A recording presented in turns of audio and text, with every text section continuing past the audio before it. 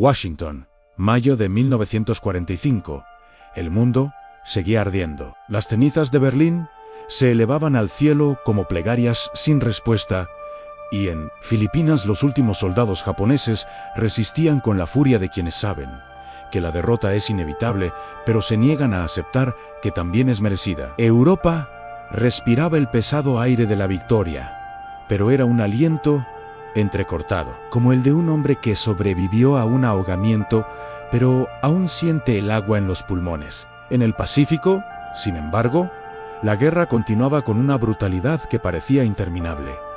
Cada isla era una tumba, cada playa un altar de sacrificio donde caían miles de jóvenes estadounidenses mientras los soldados japoneses emergían de los túneles como fantasmas, dispuestos a aniquilar a cuantos enemigos pudieran antes de encontrar su propia muerte gloriosa. En ese teatro de guerra no hubo rendición, solo distintos grados de aniquilación. Fue en este contexto que hombres de traje oscuro se reunieron en habitaciones sin ventanas, donde el peso de las decisiones que tomaban era tan denso que parecía absorber el oxígeno del aire en el Pentágono, edificios gubernamentales cuyos nombres jamás aparecerían en los periódicos, lugares donde la historia se forjaba no con discursos inspiradores, sino con fríos cálculos, proyecciones estadísticas y la aterradora matemática de la muerte masiva. Tenían en sus manos algo que ninguna civilización anterior había poseído: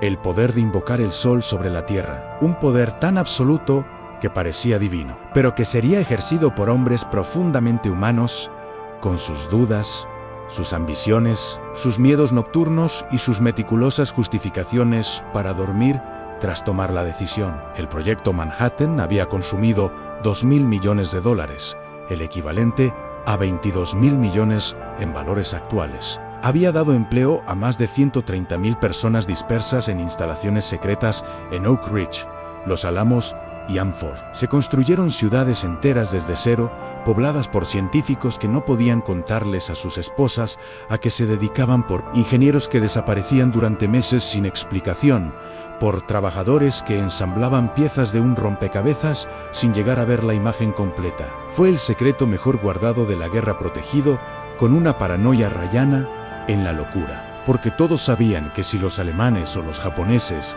se adelantaban con esta tecnología, el planeta quedaría condenado a una oscuridad de la que quizá nunca emergería. Robert Oppenheimer había presenciado la primera detonación en el desierto de Nuevo México en julio. La llamaron Trinidad, un nombre teológico para el nacimiento de algo que parecía destinado a acabar con la propia idea de teología. La bola de fuego se expandió como si el universo se estuviera creando de nuevo o destruyendo por última vez. La nube en forma de hongo se elevó hacia el cielo con una belleza obscena, y Oppenheimer, aquel físico de mirada profunda y alma atormentada, recordó un verso del Bhagavad Gita: ahora me he convertido en la muerte, la destructora de mundos. No era una declaración de triunfo, era un lamento susurrado en el momento en que comprendió que la humanidad había cruzado un umbral sin retorno. El arma funcionó tan perfectamente que resultaba aterradora, pero construir la bomba fue solo el primer paso. Usarla fue una decisión completamente distinta,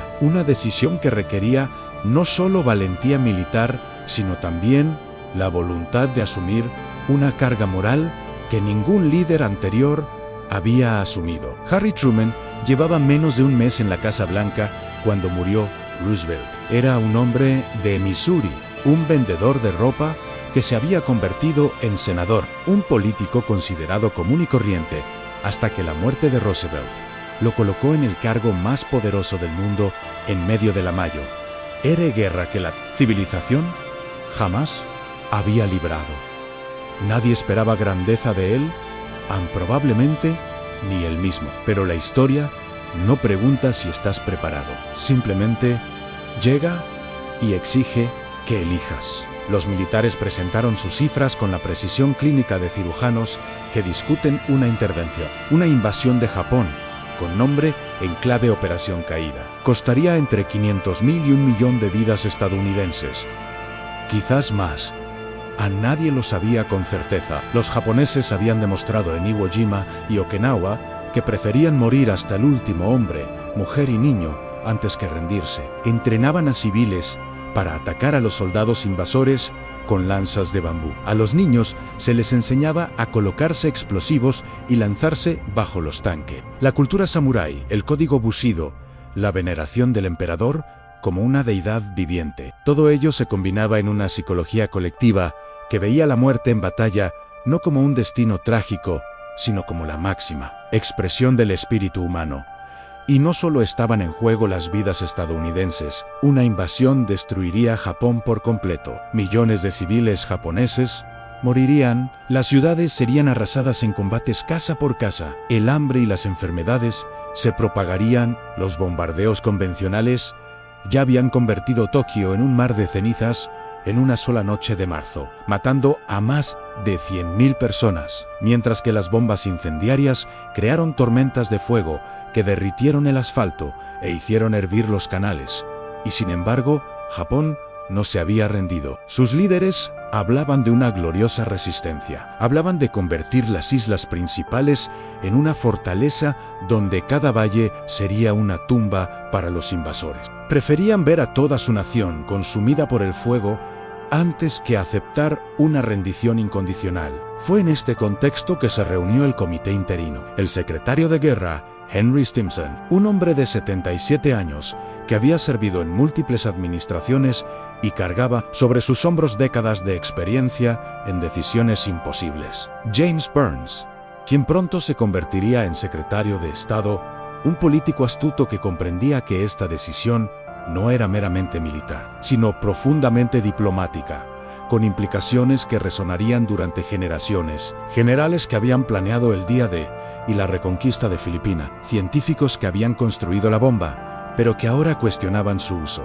y todos ellos, sentados alrededor de mesas de caoba pulida, con mapas esparcidos por doquier, informes clasificados apilados y la pesada conciencia de que sus palabras determinarían el destino de cientos de miles de personas que en ese momento vivían sus vidas cotidianas al otro lado del mundo sin tener idea de lo que estaba a punto de sobrevenirles, como la ira de un dios antiguo e implacable. La discusión no giraba en torno a si debía usarse la bomba. Esa decisión, en muchos sentidos, ya se había tomado en el momento en que se decidió construirla. No se invierten $2.000 millones en desarrollar un arma para dejarla almacenada en un depósito. La cuestión era cómo usarla. ¿Contra qué objetivo? ¿Con qué tipo de aviso previo? Si es que se debía dar alguno, y lo más importante, ¿qué mensaje enviaría esto no solo a Japón, sino también a la Unión Soviética, que observaba con interés depredador cada movimiento estadounidense, mientras sus propios ejércitos invadían Europa del Este como una marea roja que no mostraba señales de retroceder? Algunos científicos abogaron por una demostración: detonar la bomba en una isla desierta, invitar a observadores japoneses a presenciar su poder y luego exigir la rendición bajo amenaza de aniquilación. Era una idea seductora por su humanidad, pero los militares la rechazaron con argumentos difíciles de refutar. Solo contaban con 2 bombas listas. Si una fallaba en la demostración, o si los japoneses presenciaban la explosión y aún así se negaban a rendirse, Estados Unidos habría desperdiciado la mitad de su arsenal atómico. Peor aún, si anunciaban la demostración y prisioneros de guerra estadounidenses eran trasladados al lugar, la prueba se convertiría en una masacre. Los riesgos eran demasiado grandes, el margen de error inaceptable.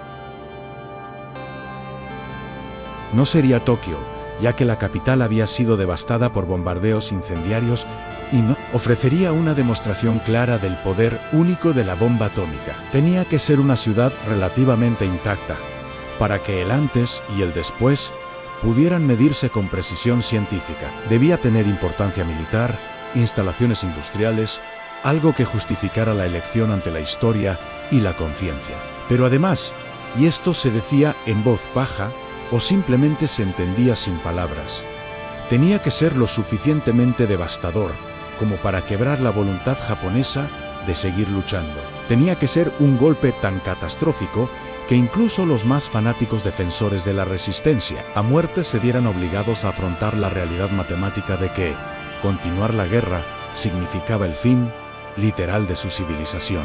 Hiroshima se perfiló como la principal opción, una ciudad de aproximadamente 350.000 habitantes, ubicada en el suroeste de Hanshu, que funcionaba como importante centro de mando militar y puerto de embarque. El Segundo Ejército General tenía allí su cuartel general. Las fábricas producían municiones y piezas para la maquinaria bélica japonesa. Pero también era una ciudad de gente común, comerciantes que abrían sus tiendas antes del amanecer, niños que iban a la escuela con uniformes impecables, mujeres que cuidaban pequeños huertos donde cultivaban verduras, pues la comida escaseaba cada vez más. Ancianos sentados en casas de té, comentando las noticias de la guerra con esa peculiar mezcla de orgullo y melancolía que caracteriza a quienes saben que están perdiendo, pero no se atreven a admitirlo en voz alta. Los habitantes de Hiroshima ignoraban que sus vidas se habían pesado en una balanza junto a millones de otras vidas potenciales, que los hombres en Washington habían mirado mapas y no habían visto hogares, templos ni historias humanas, sino coordenadas, objetivos en rayos de destrucción calculados con precisión de ingeniero. Despertaban cada mañana creyendo que vivirían hasta el anochecer, hacían planes para la semana siguiente, soñaban con el fin de la guerra y el regreso a la normalidad. Ninguno imaginaba que estaban viviendo sus últimos días en un mundo donde la muerte llegaba lo suficientemente despacio como para ser vista y temida, que pronto la muerte llegaría a la velocidad de la luz, más rápida que el pensamiento, transformando el mundo de la luz a la oscuridad, de la carne a la sombra, en una fracción de segundo que dividiría la historia de la humanidad en un antes y un después. En la sala de reuniones, los debates continuaron con esa tensa cortesía que caracteriza a los hombres poderosos que discuten sobre el horror. Stimson, el mayor de ellos, había servido en la Primera Guerra Mundial y recordaba la carnicería de las trincheras, el gas venenoso, los cuerpos amontonados como leña. Pensaba que aquella había sido la guerra que acabaría con todas las guerras, que tras semejante barbarie la humanidad aprendería. Pero allí estaba, décadas después, hablando de un arma que haría que los campos de Verdún parecieran escaramuzas de provincias. Hablaba con la voz de quien carga con fantasmas. Argumentaba que debían evitar objetivos de profunda significación cultural. Kioto, la antigua capital, el centro espiritual de Japón, repleta de templos y jardines que habían sobrevivido siglos, fue eliminada de la lista de objetivos por insistencia suya. Fue un pequeño gesto de humanidad en medio de la barbarie planeada. Un intento de afirmar que, incluso en la guerra total, algunas cosas seguían siendo sagradas, pero otros en la sala tenían consideraciones distintas. Burns pensaba en Stalin. El dictador soviético había prometido entrar en la guerra contra Japón 3 meses después de la derrota de Alemania. Eso significaba agosto. Si la Unión Soviética invadía Manchuria y contribuía a la derrota japonesa, Stalin exigiría tener voz y voto en la ocupación y reconstrucción de Japón.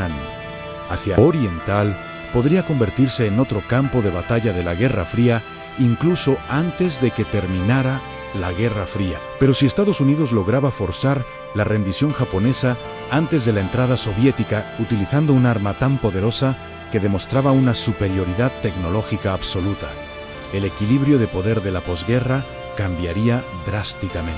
La bomba no era solo una herramienta para terminar esta guerra, era un mensaje para la siguiente, una advertencia a Moscú de que Estados Unidos poseía un poder contra el cual no había defensa, y que debía ser tratado con el respeto y el temor que tal poder inspiraba. Los generales presentaron sus proyecciones con la seguridad de quienes habían aprendido a transformar la carnicería en estadísticas.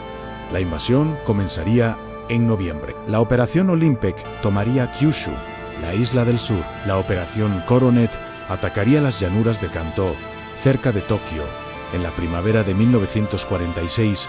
Las estimaciones de bajas variaban enormemente. Algunos hablaban de 500.0 bajas aliadas, otros de 1 millón. Algunos incluso susurraban cifras mayores.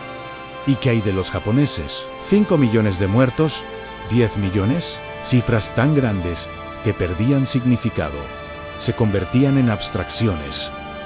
pero cada número representaba a una persona. Un padre que no vería crecer a sus hijos, una madre que moriría entre los escombros de su casa, un joven soldado que caería en una playa empapada de sangre, sosteniendo una fotografía manchada de alguien a quien amaba y a quien jamás volvería a ver. Y he aquí el imposible cálculo moral que les quitaba el sueño a estos hombres. Si la bomba pudiera acabar con la guerra sin invasión, salvaría vidas, no solo vidas estadounidenses, sino también japonesas. Cientos de miles morirían en la explosión.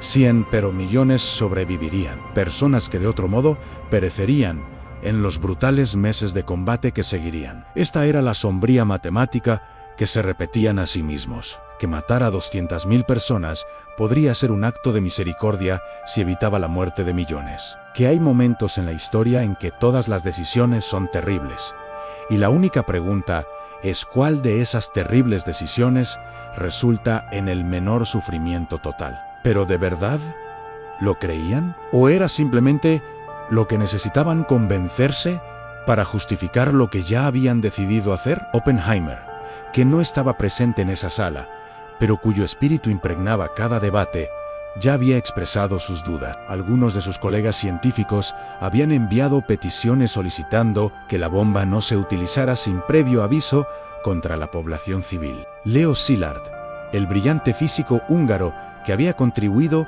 a impulsar el proyecto con su carta a Roosevelt, suplicaba ahora que el arma que había ayudado a crear jamás detonara sobre seres humanos. Vio el futuro con una claridad profética, vio una carrera armamentística que dejaría a la humanidad rehén de su propia capacidad destructiva. Vio ciudades enteras atrapadas bajo la sombra de nubes nucleares en forma de hongo. Vio el posible fin de todo. Pero estas voces disidentes fueron ahogadas por el fragor de la guerra, por el cansancio de 4 años de combate global, por la justa ira contra un enemigo que había atacado Pearl Harbor sin previo aviso, que había cometido atrocidades en Nankín, que había obligado a prisioneros de guerra a marchar hacia la muerte en Batán, que había llevado a cabo experimentos médicos de una crueldad inimaginable en civiles chinos. Japón no era una víctima inocente, era un imperio agresor que había lanzado una brutal guerra de conquista por toda Xi'an. Y ahora, incluso ante una derrota segura, sus líderes elegían el sacrificio de su propio pueblo antes que la rendición. ¿Cómo negociar con tal fanatismo? ¿Cómo convencer a hombres dispuestos a morir con gloria de que la gloria no valía el precio? Truman recibió los informes y los leyó con esa expresión impasible que había cultivado, la máscara del jugador de póker de Missouri que jamás revelaba sus pensamientos. Pero por la noche, solo en sus aposentos, escribía en su diario con brutal honestidad. Sabía que esta decisión lo definiría. Fuera correcta o monstruosa, su nombre quedaría para siempre asociado al primer, y con suerte único, uso de armas nucleares contra seres humanos. Los historiadores del futuro lo juzgarían. ¿Sería un héroe o un asesino en masa? Según la versión que prevaleciera, pero no podía darse el lujo de esperar el veredicto de la historia. Necesitaba decidir ahora con información incompleta bajo una presión inmensa, sabiendo que la vacilación también era una opción y que cada día de retraso significaba más soldados muertos en el Pacífico, más ciudades japonesas incineradas por bombardeos convencionales, más sufrimiento acumulado. La orden se dio el 25 de julio, una directiva militar redactada en lenguaje burocrático que apenas dejaba entrever la magnitud de lo que ordenaba. La Fuerza Aérea del Ejército debía lanzar su primera bomba especial tan pronto como el tiempo permitiera el bombardeo visual. Aproximadamente después del 3 de agosto de 1945, con Hiroshima, Kokura, Niigata y Nagasaki como objetivos. El lenguaje era técnico, carente de emoción, como si se tratara de la orden de enviar suministros médicos y no del apocalipsis. Pero todos los que leyeron esas palabras comprendieron su gravedad. La decisión estaba tomada, solo faltaba la ejecución. En Tinian, una pequeña isla de las Marianas convertida en una de las bases aéreas más grandes del mundo. Los preparativos comenzaron en absoluto secreto. El Enola Gay, un bombardero B-29 bautizado en honor a la madre del piloto, fue especialmente modificado para transportar la carga útil de 4 toneladas y 3 metros de largo. El coronel Paul Tibbets, un piloto de 29 años, pelirrojo y con una serenidad sobrenatural bajo presión, fue elegido para comandar la misión. Desconocía con exactitud el efecto de la bomba. Solo sabía que era algo revolucionario, algo que cambiaría la naturaleza de la guerra. Había recibido instrucciones de alejarse lo más rápido posible tras el lanzamiento. La onda expansiva podía derribar el avión incluso a kilómetros de distancia. La tripulación fue reunida y recibió instrucciones vagas. Formarían parte de algo importante, algo que podría poner fin a la guerra. No debían hacer preguntas, no debían hablar de la misión con nadie. Algunos hombres eran profundamente religiosos y pasaron la noche anterior a la misión rezando, pidiendo perdón por adelantado por algo que aún no habían hecho, pero que ya les pesaba en la conciencia como un presentimiento. Otros escribieron cartas a casa, cartas que nunca mencionaban la misión, pero que transmitían una solemnidad que sus esposas y madres reconocerían más tarde como el presentimiento de hombres a punto de cruzar un umbral sin retorno. En Hiroshima, amaneció el 6 de agosto con un cielo despejado y cálido. Era un verano típico, húmedo y sofocante. La gente se despertó, como de costumbre, realizando los rituales matutinos que unen a los seres humanos a través de las culturas y los siglos.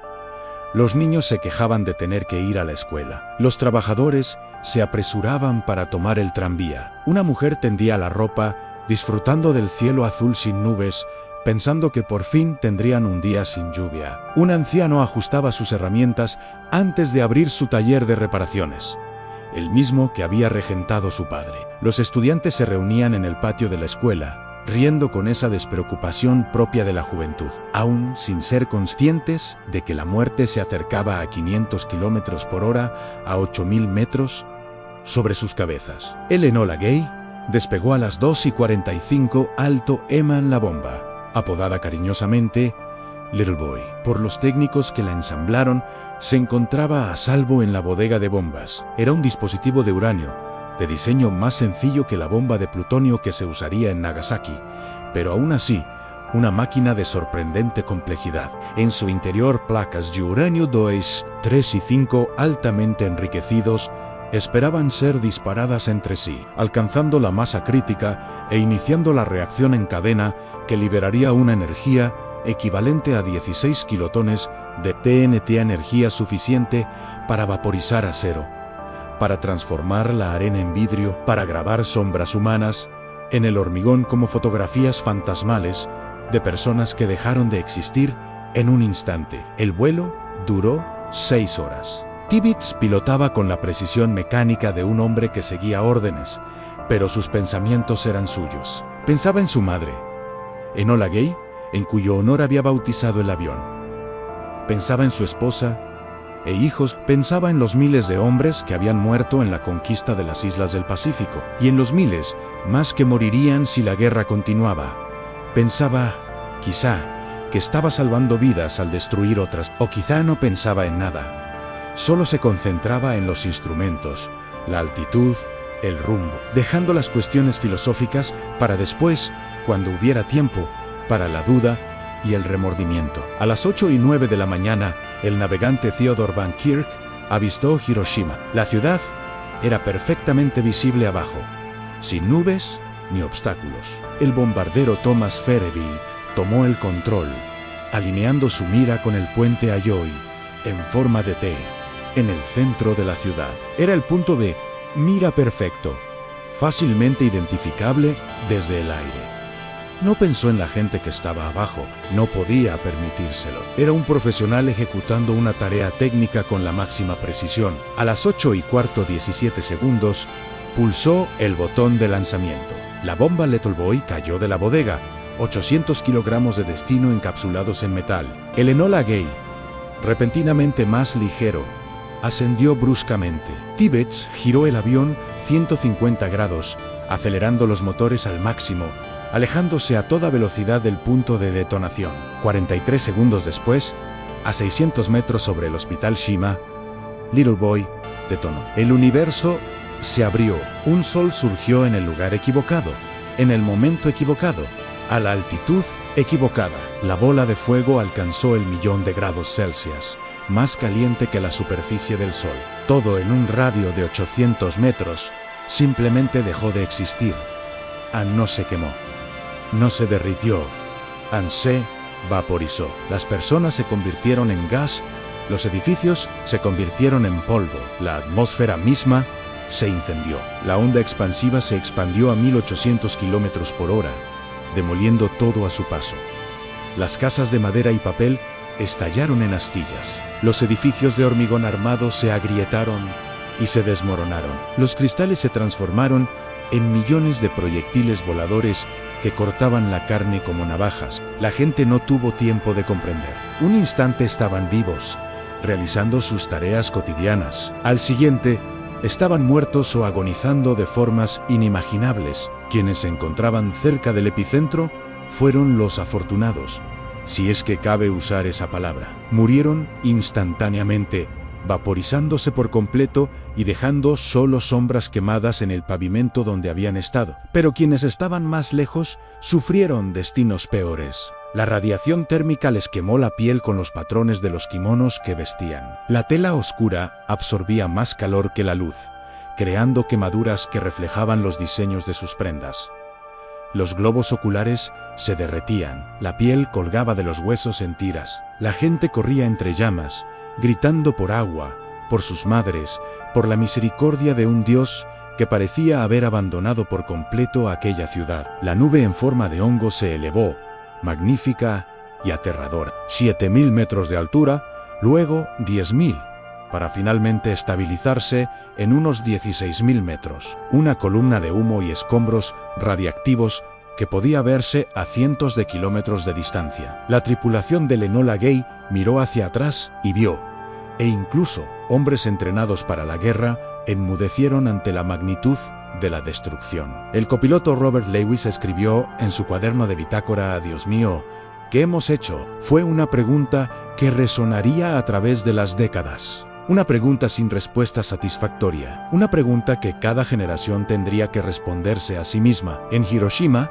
el infierno se había apoderado de la tierra. El fuego arrasaba la ciudad devastada, avivado por las fugas de gas y miles de cocinas donde se había dejado el desayuno encendido. El viento generado por la explosión consumió el oxígeno, creando tormentas de fuego que devoraron a los supervivientes que habían escapado de la explosión inicial. La gente se arrastraba hacia los ríos que atravesaban la ciudad, buscando agua, buscando alivio al dolor insoportable. Los ríos estaban atestados de cadáveres, miles de ellos amontonados como troncos tras una inundación. Muchos se ahogaron porque estaban demasiado quemados para nadar. Otros bebieron el agua contaminada y murieron días después, por envenenamiento, por radiación. Los supervivientes, los Hibakusa como se les llamaría, vagaban por el apocalipsis en estado de shock. No podían asimilar lo que habían vivido. ¿Cómo explicar que un solo destello hubiera destruido su ciudad entera? ¿Qué decenas de miles hubieran muerto en un segundo? La magnitud de la catástrofe era demasiado grande para que la mente humana la comprendiera. Así que se centraron en lo concreto: una madre buscando a su hijo entre los escombros humeantes, un médico intentando curar heridas con instrumental fundido y suministros inexistente, un profesor reuniendo a sus alumnos supervivientes, contándolos, dándose cuenta de que la mitad de su clase simplemente ya no existía. Si has llegado hasta aquí, es porque comprendes que la historia no se compone solo de fechas y números. Se compone de decisiones imposibles tomadas por hombres imperfectos en reuniones privadas, lejos de la mirada del mundo. Si este relato te hizo sentir la trascendencia de aquel momento, si comprendiste la magnitud de lo que se decidió en aquella sala de Washington, entonces dale a me gusta ahora. No solo como un gesto automático, sino como un reconocimiento de que estas historias deben ser contadas, recordadas, sentidas. Desplázate hacia abajo hasta los comentarios y comparte tu opinión.